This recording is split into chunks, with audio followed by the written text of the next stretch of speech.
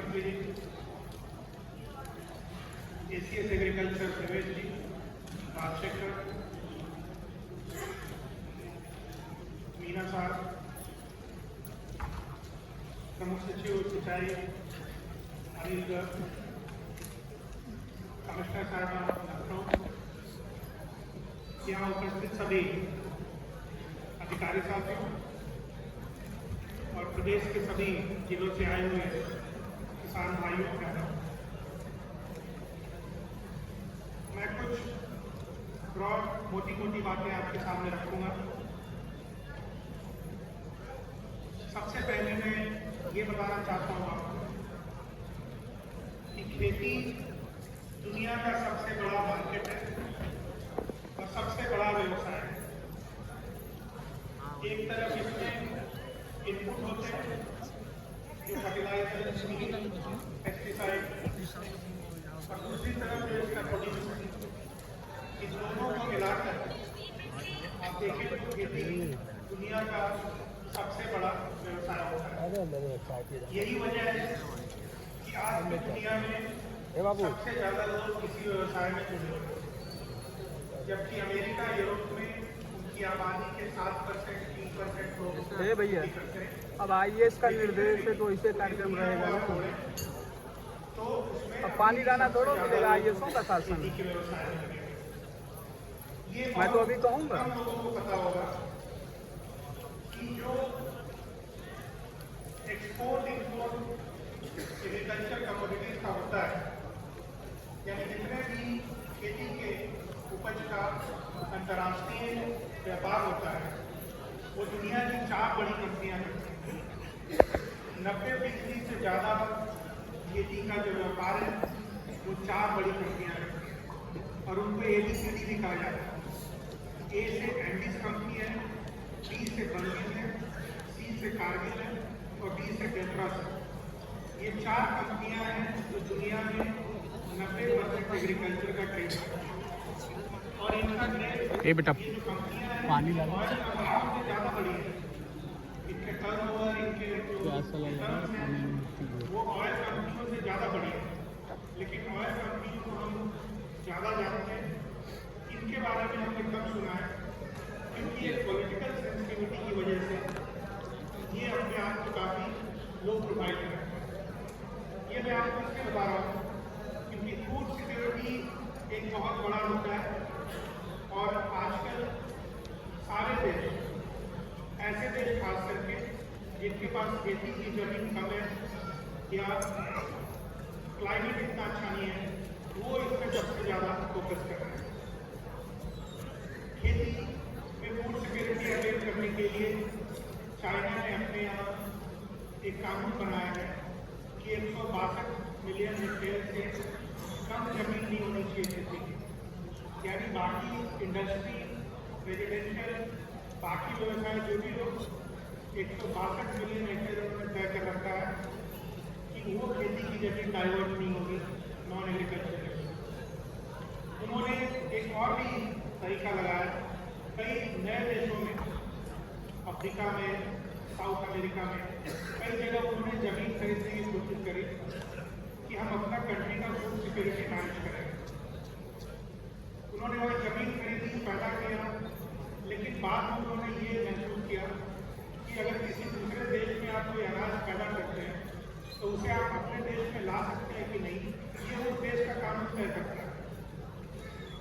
तो वो नहीं ला पाए, पैदा करने के बाद भी वहाँ से चाइना तक अपना सामान नहीं ला पाए। फिर उन्होंने क्या किया, फिर उन्होंने एक जो मैंने बताया 4 कंपनी, एक उन्होंने ट्रेडिंग की बड़ी कंपनी बनाई कॉस्मो करके, और उन्होंने ये निष्कर्ष निकाला कि फूड सिक्योरिटी जमीन खरीद कर नहीं पैदा की जा सकती है दूसरे देशों में, लेकिन ट्रेडिंग के जरिए की जा सकती है। तो उन्होंने अपनी पकड़ और पहुंच ट्रेडिंग के सेक्टर में वो लगाया। ट्रेडिंग से जुड़ी हुई एक बात आपको मैं और बताऊं, फूड सिक्योरिटी की वजह से खेती में जो अनाज पैदा होता है उसका एक्सपोर्ट बहुत सेंसिटिव रहता है, बहुत फ्लक्चुएट रहता है। अभी आपने देखा कि बासमती राइस का सरकार ने किया कि मिनिमम एक्सपोर्ट प्राइस इतना होगा, इससे कम पे आप एक्सपोर्ट नहीं कर सकते। इसका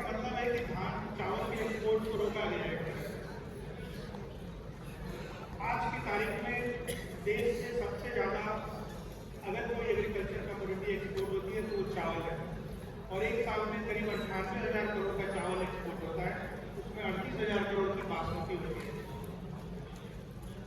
लेकिन फूड सिक्योरिटी को लेकर अब एक ऐसा आदेश आया और इसका एक्सपोर्ट रुक गया।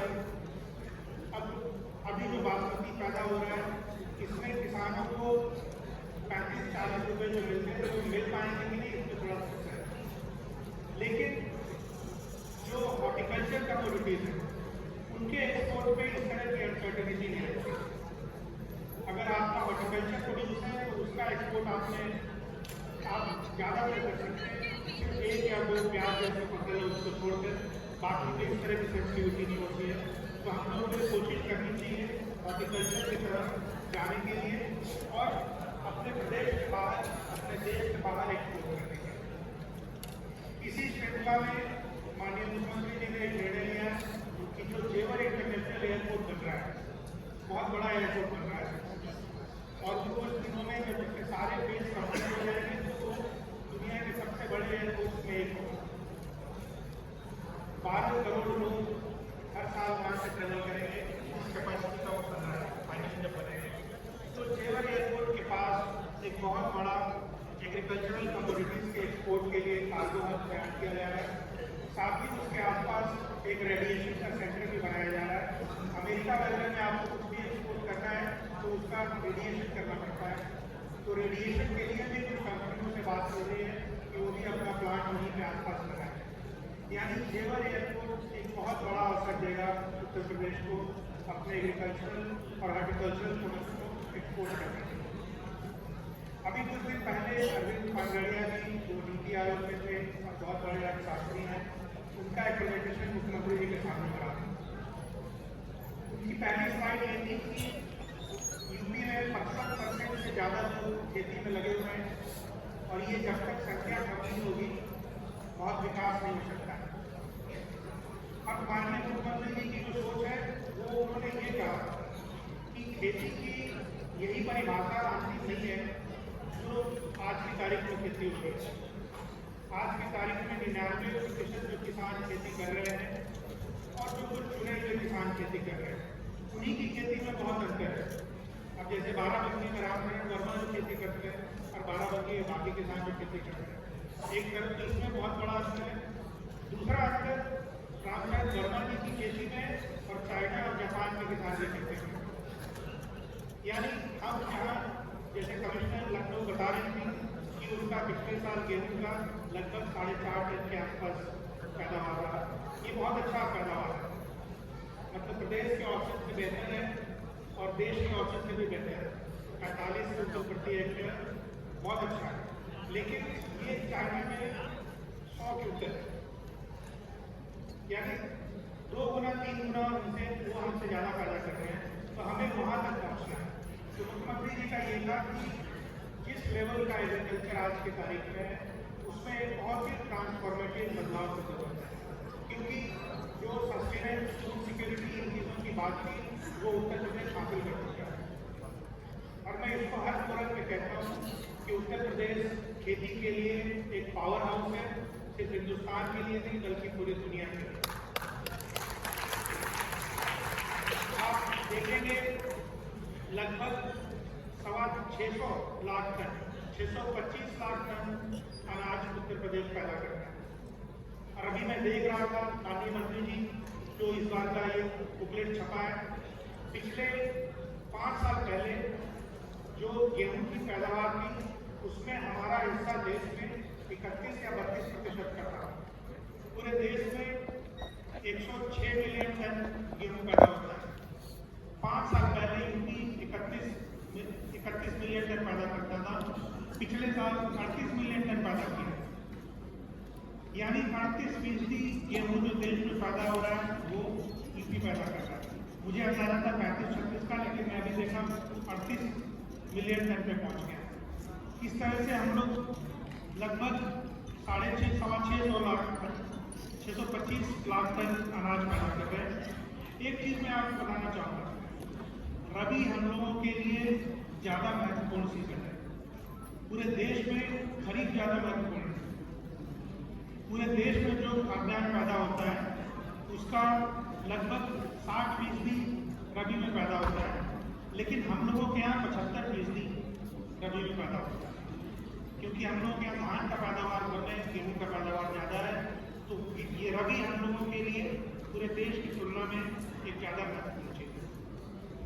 दलहन की फसल में भी अच्छी खासी वृद्धि हुई है और पिछले 5 सालों में आपने उसके उत्पादन को 25 लाख टन से बढ़ा के 33 लाख टन पर ले गए। हम लोगों को तिलहन में काम करने की जरूरत है। तिलहन में लगभग 1,20,000 करोड़ का ऑयल, मेडिकल ऑयल हर साल देश में इम्पोर्ट होता है। दलहन में भी इम्पोर्ट होता है, लेकिन तिलहन में ज़्यादा है। अगर हम दलहन और तिलहन की खेती को बढ़ाते हैं तो बहुत हद तक हम लोग मदद करते हैं इम्पोर्ट को घटाने में। एक चीज़ मैं अक्सर कहा करता हूँ, खेती को सबसे ज़्यादा प्रभावित करने वाली 2 चीज़ें हैं, एक मौसम और दूसरी जानकारी, सूचना, समय से सूचना। इन दोनों ही मुद्दों पे अभी तक सरकार किसानों की बहुत कम मदद कर पा रही है, क्योंकि मौसम किसी के कंट्रोल में नहीं है।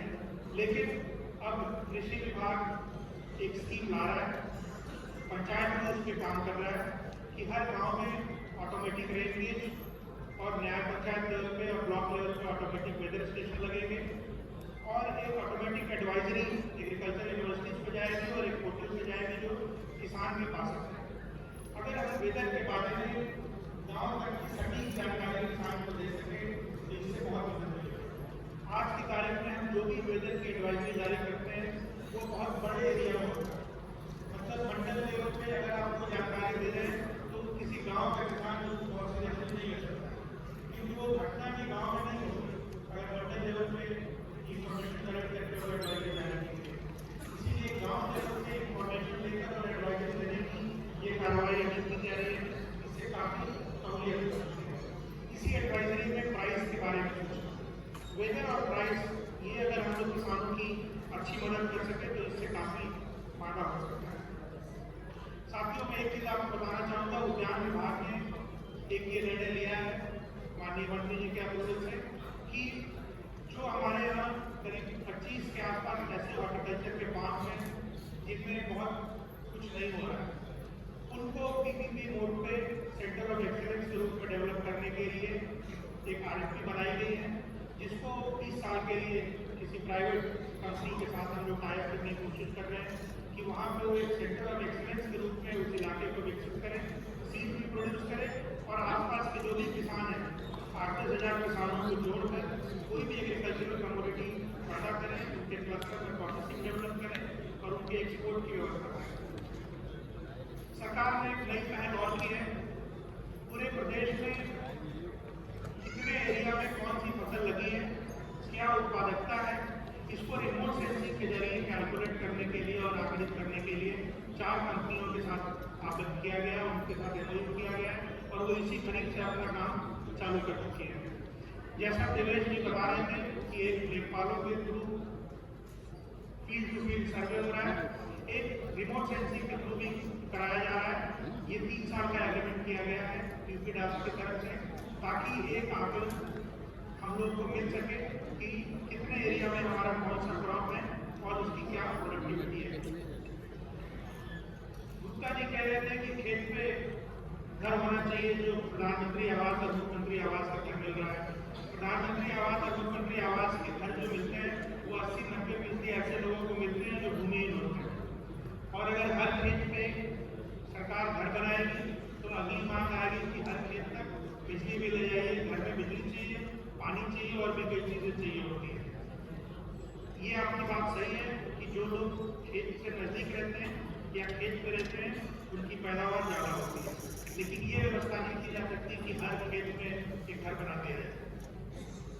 एक ब्रॉड चीज़ मैं आपको और बताना चाहूँगा, यूपी में लगभग 21 लाख से 22 लाख करोड़ की हम लोगों की जीडीपी है, उसमें से लगभग 5.5 लाख करोड़ एग्रीकल्चर सेक्टर से आता है।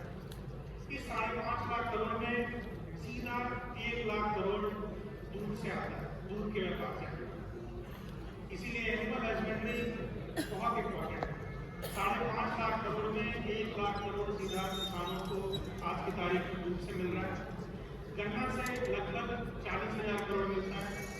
हॉर्टिकल्चर में जो हम लोग फ्रूट और वेजिटेबल पैदा करते हैं उससे लगभग 50,000 करोड़ किसानों को मिलता है।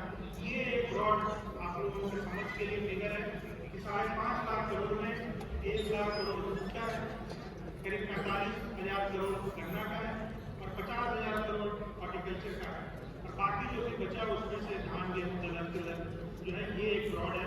इसीलिए हम लोगों को बहुत फोकस करना है इन सभी सेक्टर्स में प्रोडक्टिविटी को बढ़ाने के लिए और आगे ले जाने के लिए। मैं एक दरख्वास्त करना चाहूँगा, जो 60 दिन का साठा धान जिसको हम लोग कहते हैं वो किसानों को नहीं लगाना चाहिए। वो पानी की बर्बादी तो है, दूसरी तरफ जो बासमती जैसा मैंने आपको बताया 38,000 करोड़ का जो एक्सपोर्ट हो रहा है, वो जब बासमती लगती है साठा के बाद में तो उसकी क्वालिटी भी एक्सपोर्ट के लायक नहीं रह जाती। इसीलिए सभी डीएम साहबान और ऑफिसर से मेरा अनुरोध है कि ये साठा धान को अपने इलाके में डिस्करेज करें। हो सकता है इस बार अगर सहमति बनती है तो एक यहाँ से भी लिखित रूप से प्रतिबंध जा सकता है, लेकिन अभी इस पर सोच चल रही है, लेकिन आप लोगों को इस पर काम करना चाहिए। मैं 2-3 बातें आपको और बताना चाहूँगा। जो माइक्रो इरिगेशन में ड्रिप और स्प्रिंकलर की व्यवस्था है लगाने की, उसमें बहुत बड़ा परिवर्तन किया गया है। अब सारा कुछ ऑनलाइन व्यवस्था की गई है, थर्ड पार्टी इंस्पेक्शन की व्यवस्था की गई है, इंश्योरेंस की व्यवस्था की गई है। पूरे देश के लेवल पे टेंडर करके और उसका प्राइस डिस्काउंट किया गया है, जो पिछले सालों की तुलना में आधा है। 600 करोड़ रुपए इस पर हम लोग खर्च करेंगे इस साल काम करने के लिए, और 100 कंपनियां इसमें पैनल की गई है जो माइक लगाएंगी आपके यहाँ ड्रिप और स्प्रिंकलर, और सारे सिस्टम ऑनलाइन है, पेमेंट भी ऑनलाइन है।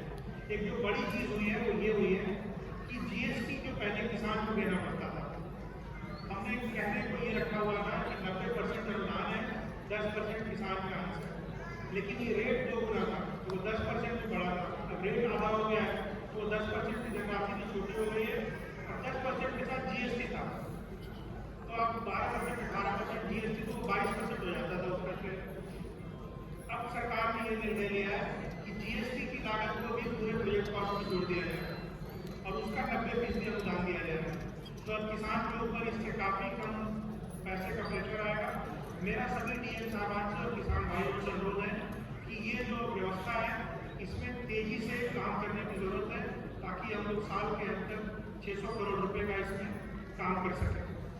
मैं एक बार फिर आप सबका इस अवसर पर यहाँ आने के लिए आभार व्यक्त करना चाहूँगा, और जो बातें हैं पैदावार बढ़ाने के लिए वो सब आप जानते हैं, बात लागू होती है।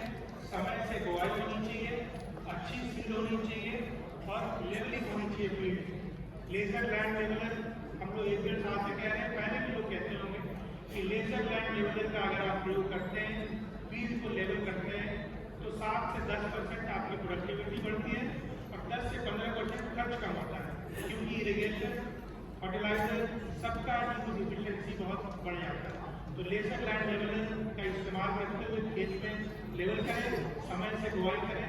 सरकार ने ये व्यवस्था कर रखी है कि किसी भी इनपुट की कमी आपको नहीं होगी और सारी चीज़ें समय से आपको उपलब्ध कराई जाएगी।